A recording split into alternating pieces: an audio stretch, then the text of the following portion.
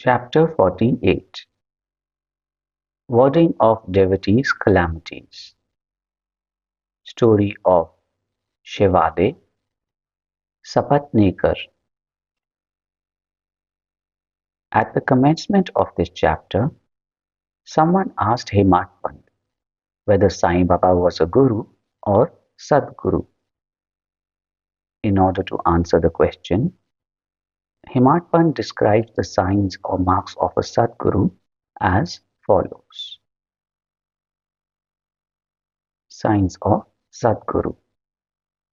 He who teaches us Ved and Vedant or the six Shastras, he who controls the breath or brands his body with mudras, or gives pleasing discourses regarding Brahma, he who gives mantras to the disciples and orders them to chant the same a certain number of times, but does not assure them any result in a definite time, he who by his lengthy gross knowledge explains beautifully the ultimate principle, but has himself got no experience or self-realization, is not a Sadguru, but he who by his discourse creates in us a distaste for the enjoyments of this world and the next, and gives us a taste of self-realization, who is well versed in both the theoretical and practical knowledge, deserves to be called a Sadguru. How can he, who is himself devoid of self-realization, give it to the disciples? A Sadguru does not ever in his dream expect any service or profit from his disciples. On the contrary, he wishes to serve them. He does not think that he is great and the disciple small. Not only he loves him as his son, but regards him as equal to himself or as Brahma. The main characteristic of a Sadguru is that he is the abode of peace. He is never restless nor ruffled. He has no pride of his learning.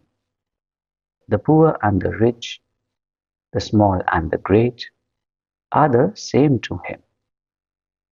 Hematpant thinks that, on account of the store or accumulation of merits in his past births, he had the good fortune of meeting and being blessed by such a Sadguru as Sai Baba. Even in full youth, he hoarded nothing, except chillum perhaps. He had no family, no friend, no home, nor any support. Since he was 18, his control of mind was perfect and extraordinary. He lived fearlessly in secluded places and always abided in his self. On seeing the pure attachment of his devotees, he always acted in their interests, and hence he was in a way dependent on them. What experience he gave to his devotees while he was living in flesh are felt even today, after his Mahasamadhi, by those who attach themselves to him. What the devotees have to do is this. They have to trim their heart lamp of faith and devotion and burn it in wicks of love, and when this is done, the flame of knowledge, self-realization, will be lit up and shine bright. Mere knowledge without love is dry. Nobody wants such knowledge. Without love, there is no contentment. So we should have unbroken and unbounded love. How can we praise love? Everything is insignificant before it. Without love, our reading, hearing, and the study are of no avail. In the wake of love come devotion, dispassion, peace, and liberation with all their treasures. We do not get love for anything unless we feel earnestly about it. So where there is real yearning, God manifests himself. It includes love and it is the means of liberation. Now let us revert to the main story of this chapter. A man should go to a true saint with a pure mind or even otherwise and hold his feet. Ultimately, he is sure to be saved. This is illustrated by the following stories. Mr. Shevade. Mr. Sapatnekar of Akalkot, Solapur district, was studying law. A co-student, Mr. Shevade, met him. Other fellow students also got together and compared notes of their study. It was found by the questions and answers amongst themselves that Mr. Shevade was the least prepared of all for the examination, and therefore all the students derided him. But he said that though he was not prepared, he was sure to pass the examination, as his Sai Baba was there to get him through it successfully. Mr. Sapatnekar was surprised at this remark. He took Mr. Shevade aside and asked him who this Sai Baba is, whom he extolled so high. He replied, "There lives in a masjid in Shirdi a fakir. He is a great Satpurush. There may be many other saints, but this one is unique. Unless there is a great store of merits on one's account, one can't see him. I fully believe in him, and what he says will never be untrue. He has assured me that I will pass definitely next year, and I am confident that I will get through the final examination by his grace." Mr. Sapatnekar laughed at his friend's confidence and jeered at him and Baba. Later, when Shevade passed his exams successfully, it made Sapatnekar quite surprised. Sapatnekars. Mr. Sapatnekar passed his examination, settled at Akalkot, and practiced as a pleader there. 10 years after this, that is in 1913, he lost his only son on account of a throat disease. This broke his heart. He sought relief by making a pilgrimage to Pandharpur, Gangapur, and other holy places. He got no peace of mind. Then he read Vedanta, which also did not help him. In the meanwhile, he remembered Mr. Shevade's remarks and his faith in Baba, and he thought that he too should go to Shirdi and see Baba. He went to Shirdi with his younger brother, Pandit Rao, and was much pleased to see Baba from a distance. When he went near and prostrated himself and placed a coconut before Baba with feeling of devotion, the latter at once cried out, "Get away!" Sapatnekar hung down his head, moved back and sat aside. He wanted to consult somebody who would advise him how to proceed. Somebody mentioned Bala Shimpi's name. Sapatnekar saw him and sought his help. They bought Baba's photos and came with them to the masjid. Bala Shimpi took a photo in his hand, gave it to Baba, and asked him whose photo it was. Baba said that this photo was of the Yar, lover of him, pointing to Sapatnekar. Saying this, Baba laughed, and all others joined. Bala asked Baba the significance of the laugh and beckoned Sapatnekar to come forward and take darshan. When Sapatnekar began to prostrate himself, Baba again cried, "Get out!" Sapatnekar did not know what to do. Then they both joined their hands and sat before Baba praying. Baba finally ordered Sapatnekar to clear out immediately.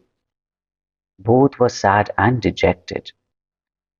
As Baba's order had to be obeyed, Sapatnekar left Shri with a heavy heart, praying that he should be allowed to take darshan next time.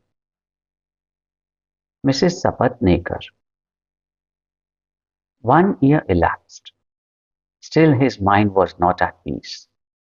He went to Gangapur, where he felt more restless. Then he went to Madegaon for rest, and finally decided to go to Kashi.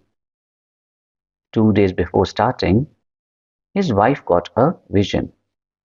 In her dream, she was going with a pitcher to Lakar Shah's well. There a fakir, with a piece of cloth tied round his head, sitting at the foot of the neem tree, came close to her and said, "My dear lassie, why get exhausted for nothing? I get your pitcher filled with pure water." She was afraid of the fakir, and hastened back with the empty pitcher. The fakir followed her. At this she woke up and opened her eyes. She told the vision to her husband. They thought that this was an auspicious sign, and they both left for Shirdi. When they reached the masjid, Baba was absent. He had gone to Lindi. They waited till he returned. When he returned, she was surprised to see that the fakir she saw in her vision exactly resembled Baba. She reverentially prostrated herself before Baba and sat down looking at him. On seeing her humility, Baba was much pleased and began to tell a story in his peculiar characteristic manner to a third party. He said, "My arms, abdomen and waist have been paining for a long time. I took many medicines. The pains did not abate. I got sick of the medicines as they gave me no relief. But I am surprised to see now that all the pains have disappeared at once." Though no name was mentioned, it was the story of Mrs. Sapatnekar herself. Her pains, as described by Baba, left her soon, and she was happy. Then Mr. Sapatnekar went ahead to take darshan. He was again welcomed with the former "Get out!" This time he was more penitent and persevering. He said that Baba's displeasure was due to his past deeds and resolved to make amends for the same. He determined to see Baba alone and ask his pardon for his past actions. He placed his head on Baba's feet and Baba placed his hand on him, and Sapatnekar sat stroking Baba's leg. Then a shepherdess came and sat massaging Baba's back. Baba, in his characteristic way, began to tell the story of a banya. He related the various vicissitudes of all his life, including the death of his only son. Sapatnekar was surprised to see that the story which Baba related was his own, and he wondered how Baba knew every detail of it. He came to understand that he was omniscient and knew the hearts of all. When this thought crossed his mind, Baba, still addressing the shepherdess and pointing to Sapatnekar, said, "This fellow blames me and charges me with killing of his son. Do I kill people's children? Why does this fellow come to the masjid and cry? Now I will do this. I will again bring that very child back in his wife's womb." With these words, he placed his blessing hand on his head and comforted him, saying, "These feet are old and holy. You are carefree now. Place entire faith in me, and you will soon get your object. Sapatnekar was much moved with emotion. He bathed Baba's feet with his tears and then returned to his residence.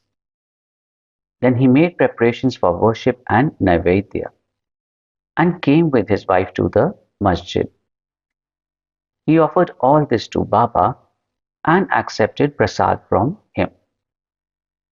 There was a crowd in the masjid, and Sapatnekar went there and saluted Baba again and again. On seeing heads clashing against heads, Baba said to Sapatnekar, "Oh, why do you prostrate yourself now and then? One namaskar offered with love and humility is enough." Then Sapatnekar witnessed that night the Chavri procession described earlier. In that procession, Baba looked like the veritable Pandurang, Vitthal. At the parting next day, Sapatnekar thought that he should first pay 1 rupee as dakshina, and if Baba asked again, instead of saying no, he should pay one more, reserving with him sufficient amount as expenses for the journey. When he went to the masjid and offered 1 rupee, Baba asked for another as per his intention, and when it was paid, Baba blessed him, saying, "Take the coconut, put it in your wife's oti, upper fold of her sari, and go away without the least anxiety." He did so, and within a year a son was born to him. And with an infant of 8 months, the couple came to Shirdi, placed him at Baba's feet, and prayed thus: "O Sainath, we do not know how to repay your obligations. Therefore we prostrate ourselves before you. Bless us poor helpless fellows. Henceforth, let your holy feet be our sole refuge. Many thoughts and ideas trouble us in waking and dream states. So turn away our minds from them to your bhajan and bless us." The son was named Murlidhar. Two others, Bhaskar and Dinkar, were born afterwards. The Sapatnekar couple thus realized that Baba's words were never untrue and unfulfilled. Bow to Shri Sai. Peace be to all. Mohanji loves you.